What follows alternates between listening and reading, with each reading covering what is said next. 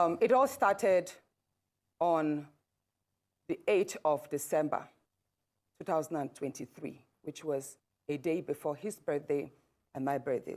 We are birthday mates. We were all in Akpabio because he had a big fanfare in the stadium. Myself, my husband, and a few of his close friends, we went to Akpabio. And at first, we were at Ikot-Ekpene. We were in his house in Ikot-Ekpene. Then we all moved to his house in Uyo, which was about 8 p.m. And he held my hand and said he wanted to show me around his house. My husband was walking behind us. Just 3 of us were walking around from room to room. He showed me the beautiful interior. This was done by this, by that, this designer here, he bought this from us. I was like, oh, it's beautiful. And then I noticed that he hastened his pace while still holding my hand. And my husband was behind, still on his phone, but he was catching up whenever he could. And then he got to this particular sitting room, and he said, do you like my house? I said, of course, sir. Every room, beautiful, nice interior, quality taste. He said, now that you're a senator, I'm going to create a time for us to come spend quality moments here. You will enjoy it. At that point, I just pulled away, and I was like, I don't really understand what exactly that meant. But then my husband now, when I turned around, I saw my husband was already near me, and the way my husband looked at me and looked at him, I was beginning to wonder, did he hear part of that inciting statements or not? And then the Senate President, too, I saw that he also had that thought, like, did my husband hear the invitation to treat or not? So then the Senate President now said, oh, by the way, let me show you my chapel. He has a chapel in his house as well. So while we were going to the chapel, you know, we walked in silence and all. So that evening, before we left the Senate President's house at about 11 midnight to the 4 points in Ikot-Ekpene. And my husband asked me, Natasha, what did the Senate President whisper to you? What's he telling you? I thought, should I tell him that he was speaking about bringing me in here at a special time for us to have a good time? Or should I just kill it there, wrap it as if there was nothing? Because tomorrow was a big day. I know how much my husband adores the Senate President. He loves him as a brother. My husband would do anything to support him. So I told my husband, nothing. I can't remember what I created, but I just gave him some words to manage, to mask what was said. After, when we laid in bed, I laid to my right, and my husband wrapped his arms around me, and he said, my love, you know you can't tell me anything. What did the Senate President tell you? Again, I was like, don't you believe me? I said, nothing. Nothing. On the issue of sexual harassment as alleged by Senator Natasha, as God will have it, I am an eyewitness. And like I posted in the social media, I narrated what transpired. On that fateful day of 8 December 2023, I was among the senators that attended the birthday ceremony of the Senate President. Right from the Victor Atta Airport, I drove in the same vehicle with the said senator, with her husband. In fact, I was in the front seat while the senator and her husband was at the back seat.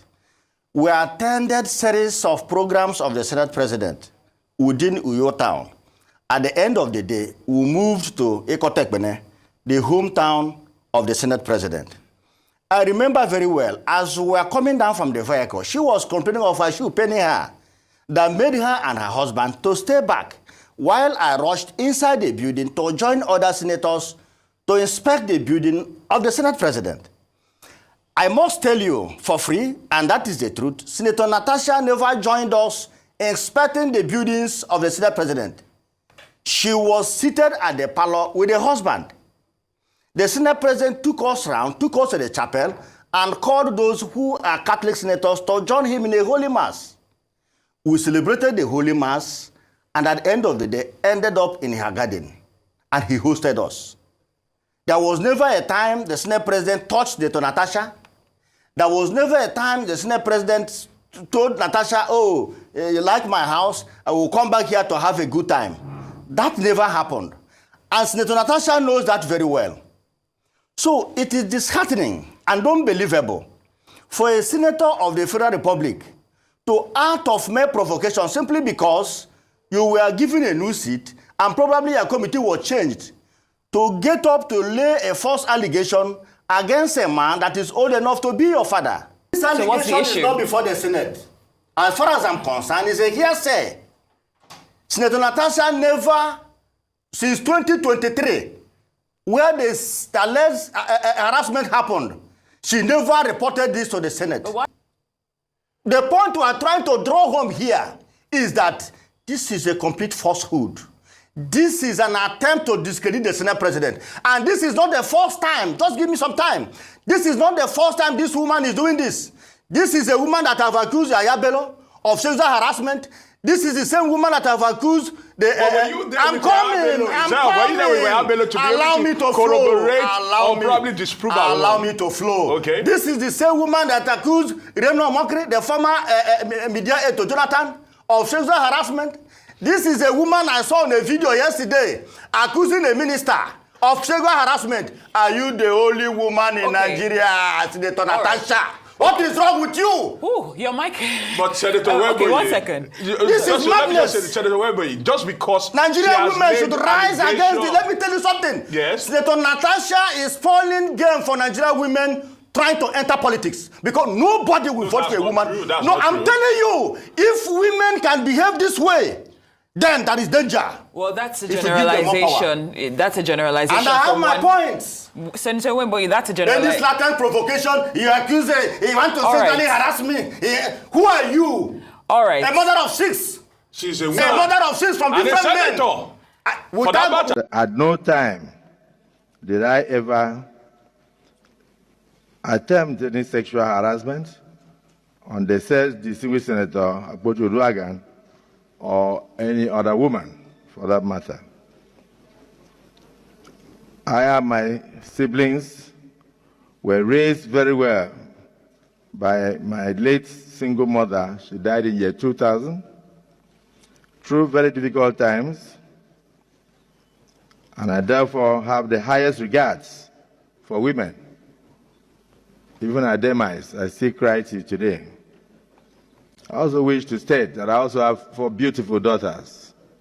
So at no time... Both you and Akpabio are major contributors of the problem in Nigeria. Now you are trying to play the pity me card game. Pity me, I'm the victim game. Believe me, you are not the victim. Yes, you are not the victim. All of you are all the same. You are taking advantage of Nigerians. That is what you people do. Both you and Akpabio. You're all the same. You're all the same category. You might even be worse because now you are trying to manipulate the entire nation against him. He's not innocent. I'm not saying he's innocent. He has done things worse than what you accuse him of. I probably have done things worse than asking a married woman out. What happened during the last election, the presidential election? All of you are part of the Nigerian problem. Now I'm not part of it again. You want to play a gender game against the whole thing. You want to bring gender into it. So I withdraw pity. I'm not a pity you, madam. We are not pitying anybody. All of you are the same. The reason why you are crying is because they withdraw your security, they withdraw your aids, they suspend you from the house, they do this, they do that. You're now feeling like you are being outside the box. Now you want to drag him out with you. All of you are the same. All of you are problems of Nigeria. Okay, you lied to your husband. Your husband asked you, what did he tell you?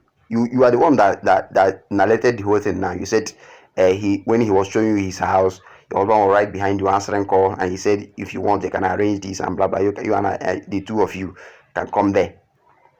Then your husband asked you, what did he say? You lied. He said nothing. You were a liar. You were a liar, madam. You were a liar. So don't play that pity game, card game with us.